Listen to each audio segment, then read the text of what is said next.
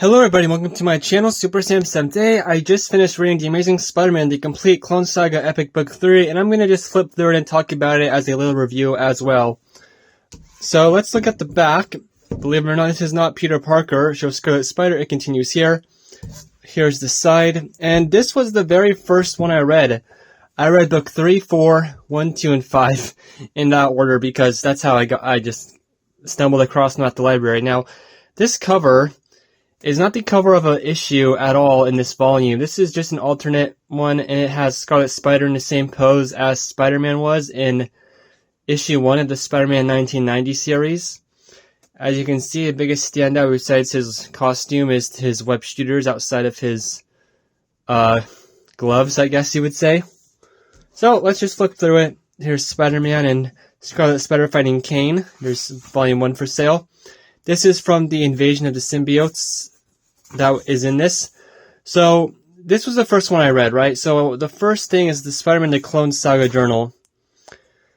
The first 2 pages are original artwork, and everything else just copy and paste from the first 2 volumes, like Aunt May dying, Spider-Man fighting Scarlet Spider, them teaming up against Carnage, Scarlet Spider fighting Venom, Kane killing Dr. Octopus and Grim Hunter, etc. And then at the end, there's 2 more pages. I like this artwork right now. Look at all these villains Scarlet Spider is fighting. So, there's that. The first actual storyline is called False Truths and True Lies. It's a 2-issue, and it has the return of the real Peter Parker, maybe. Spoiler alert, no. This is the character who will later be known as Spider-Side, or Freak-Face. So, there's another clone, and Scryer is scaring the Jackal. Kane still has visions of Mary Jane being killed and going after Spider-Man's enemies so that it doesn't happen. Jackal is going to Midtown High School just for fun to kill Flash Thompson and his students, because right now Flash Thompson is a basketball coach, and he's with his partner Jack, who's another genetic creation, like Scarlet Spider.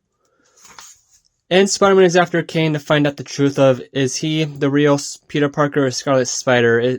They still are continuing that mystery storyline through now.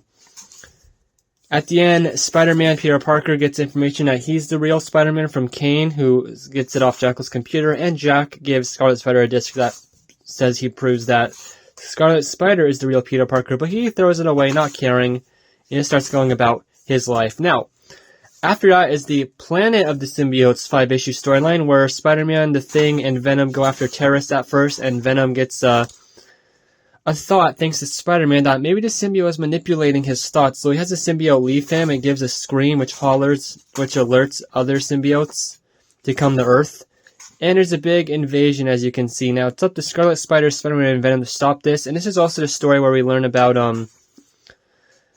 how the symbiote was jailed. The Venom symbiote, the Spider-Man original black suit symbiote, was jailed because it wanted to bond with its host and not just use it and kill it to survive. So it was jailed, and that part of the jail on the planet symbiote was put onto Battle World during the Secret Wars. It bonded to Peter Parker, then it bonded to Venom, and now they're all the other symbiotes are here and they're actual threats. Organic symbiotes. Anyway, yeah, look at this. Black Ball and Human Torch are fighting some symbiotes. Captain America gets venomized. And throughout it, Carnage actually awakens, breaks out, and he finds out that he is able to absorb symbiotes and turn into a giant. So he absorbs almost all the symbiotes, and it's up to the 3 heroes to stop a giant Carnage. I think they could have done more, but the art is amazing here. Venom basically absorbs all the leftover symbiotes and Carnage into himself, apparently killing Carnage, and that's it. Venom's off again. Amazing Spider-Man issue 400, the iconic issue where Aunt May reveals to Peter Parker that she knows he's Spider-Man, and then she dies. Now, of course, there's more about this that goes on that we learn about in the future, but I won't spoil that now. It's a really good story. Then there's a little aftermath of Peter Parker getting robbed right after the funeral, and he gets jailed. Fingerprints connect him to the murder of Detective Jacob Raven's partner, and they are Ben Reilly's fingerprints, of course, from Salt Lake City, Utah. Well, Peter Parker gets arrested because they are his fingerprints on record. And Ben Reilly and Kane eventually work together to find out who really did it. Judas Traveler is there, and he wants to help as well because he's curious.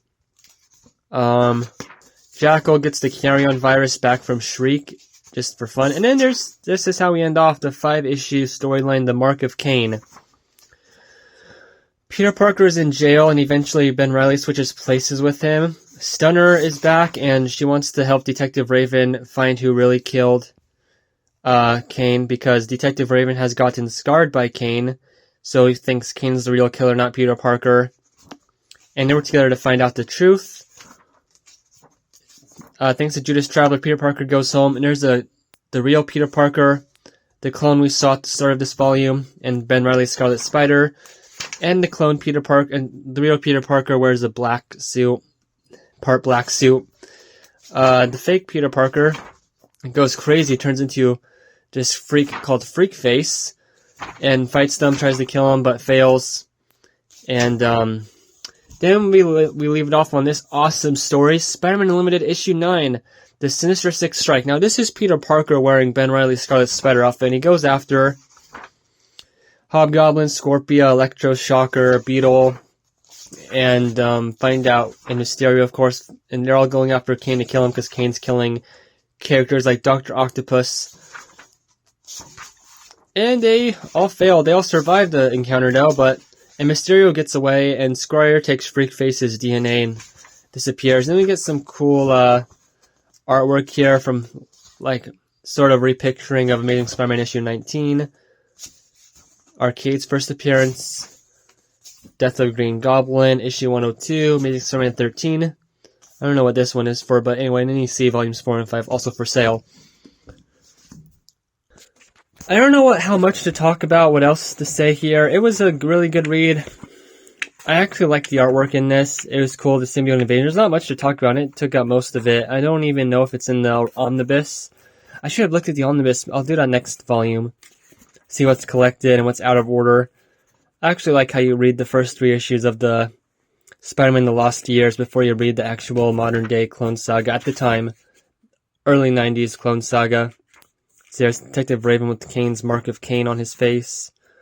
Jackal relooped the video in Ravencroft to go after Shriek. Carnage apparently does care about Shriek. He gets mad that he hit her. That's all. There's not much that was explained because we still don't know who Cain is. A lot of it was the symbiote stuff, which I'd like to talk about some other day in separate videos.